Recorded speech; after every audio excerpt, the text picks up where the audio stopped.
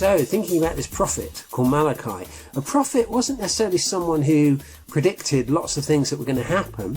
Sometimes prophets came along and they said, wake up and think again about God and who he is in your life. And this particular prophet called Malachi, in his book, in the Bible, chapter 3, starts off by saying, look, I'm sending my messenger, and he will prepare the way before me. Then the Lord you're seeking will suddenly come to his temple. The messenger of the covenant whom you look for so eagerly is surely coming.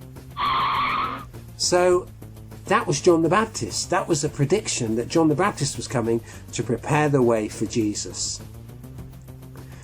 And I was thinking about that, about what it meant for him. It was a bit like, I suppose, like an announcer on television. I don't know if we still have those these days. But, you used to have announcers that said, coming up later on in the programme, or coming up later on the channel. A bit like maybe a DJ on the radio, saying, in this week's show I'm going to be interviewing such and such a person, and I've got some live music from so-and-so. John the Baptist was like that. He was like a DJ or an announcer saying, get ready everybody, because Jesus is coming. The Messiah is coming. And you don't want to miss him when he comes. And the interesting thing about John the Baptist when he came was that in his country, they had a thing called baptism, which I believe I'm right in saying was to do with baptizing people who weren't from the Jewish nation into the Jewish faith. So normally it was to people outside of Israel, outside of their country and their culture. But what John the Baptist did was he told everybody they had to be baptized.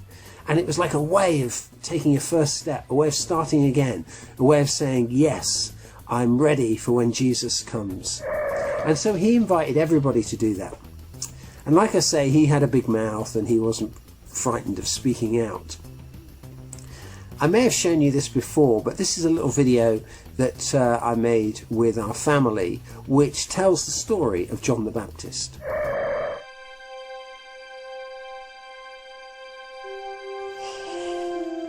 There was a big sweaty man called John.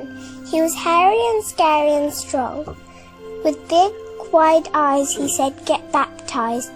It will wash off the bad things you've done. He said, there's another man coming you'll see. He's so much better than me. He'll help you to know that God loves you so and can set the captives free. John wasn't bothered about money. He gobbled up locusts and honey, had a leather belt round his belly. His camel coat was quite smelly. You could say he looked a bit funny. He had a cousin that you might know, walked on water, made wild storms go. He was born in the hay on Christmas Day, and his parents were Mary and Joe.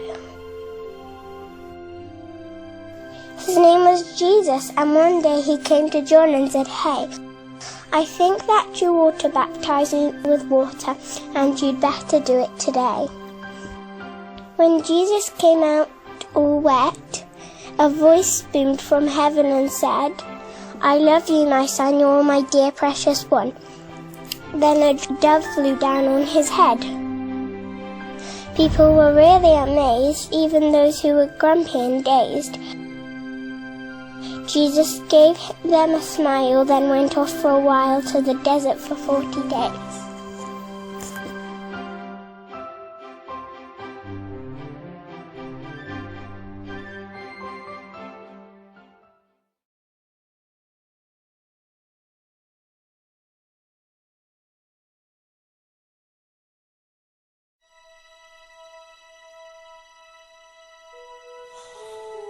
There was a big sweaty man called John.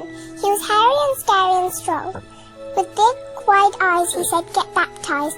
It will wash off the bad things you've done. He said, there's another man coming you'll see. He's so much better than me. He'll help you to know that God loves you so and can set the captives free. John wasn't bothered about money. He gobbled up locusts and honey, had a leather belt round his belly. His camel coat was quite smelly. You could say he looked a bit funny. He had a cousin that you might know, walked on water, made wild storms go. He was born in the hay on Christmas Day, and his parents were Mary and Joe. His name was Jesus, and one day he came to John and said, "Hey, I think that you ought to baptize me with water, and you'd better do it today." When Jesus came out all wet, a voice boomed from heaven and said, "I love you, my son, you're my dear precious one." Then a dove flew down on his head. People were really amazed, even those who were grumpy and dazed. Jesus gave them a smile, then went off for a while to the desert for 40 days.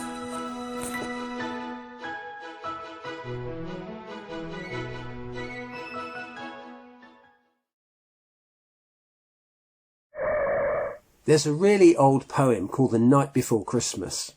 And actually it's one of the poems which has sort of shaped our expectations about Christmas these days. It goes back quite a long way. And I rewrote it one year. And I wrote it about this story about a family that were getting ready for Christmas, like we do in Advent. And what happened was a young couple arrived on their doorstep. A young couple who needed somewhere to stay for the night because it was cold and they were expecting a baby. And it was a bit like, Mary and Joseph at Christmas. Mary was pregnant with Jesus and they needed somewhere for the night. And so I wrote this poem about the way Jesus is like a Christmas present to us who comes into our lives. And are we ready for it? And it's another way of saying, get ready in Advent for Jesus who's coming into our lives. So a friend of mine put some pictures and things like that to the poem, and so I'll show that to you now. The Night Before Christmas, revisited.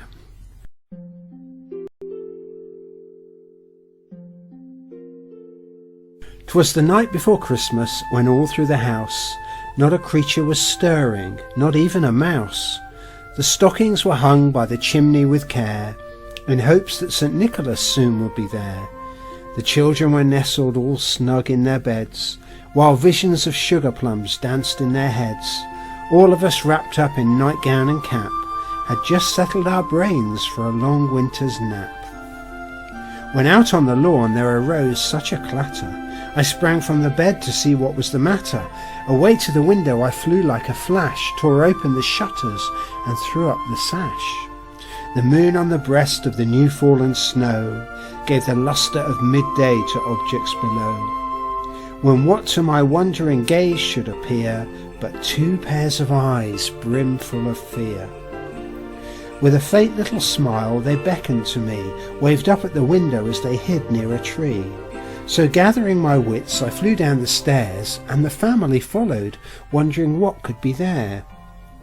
With caution we drew back the rusty old lock, and pushed back the door to see what we'd got. And there on the lawn, with faces so white, and bodies that trembled in the cold of the night, were two frightened souls clutching each other, like husband and wife, or sister and brother. They took a step forward in silver moonlight. "Would you have a roux to spare for the night?" The man whispered the words, and his voice was so frail that he must have been treading an awfully long trail. "Our house is all full and ready for morn, when Christmas will come with the first light of dawn." I was sorry to tell them and turn them away. I felt like the innkeeper on that first Christmas day. As they turned to go, my heartbeat went wild, for the young girl was clearly expecting a child. "Wait," we all cried, and shocked ourselves so. "You can't walk away. Where will you go?"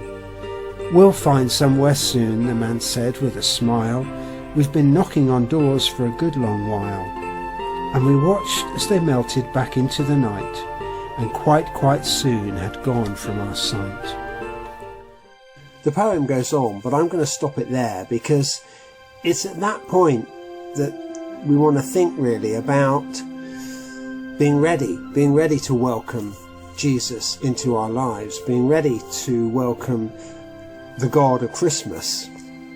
One of the surprising things about the Christmas story is that God comes quietly, not in power. He's very vulnerable. He relies upon Mary and Joseph. And it's the same way today, really. God offers himself to us. He doesn't come and force his way into our lives. Like that couple in that Christmas parable, he knocks on the door and he waits for us to open up and let him in. And it's always our choice. A friend of mine was saying recently about the whole notion of God coming as a baby. One of the things about babies is they soften your heart, don't they? And they soften your eyes. When you see a very young baby, for most of us, it always sort of opens us up. It doesn't shut us down. And God comes in that way. He softens us up. He brings a smile to our eyes and to our face. And he woos us. He draws us in. He doesn't bash us over the head. He doesn't bludgeon us. He says, will you let me into your life?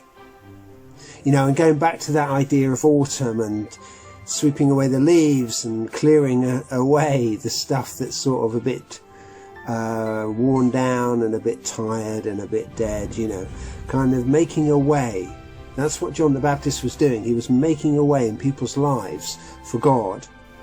And so as we think about getting ready for God is something we can do every day, actually.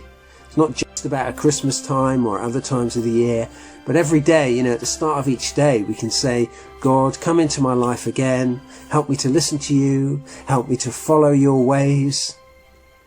Help me to be the person that you made me to be. We can do that every day. And so as we think about Advent, as we think about John the Baptist announcing that Jesus was coming, and as we think about Christmas, which is on the way, let's remember that every day can be a day when we open up ourselves to Jesus and let him into our lives again.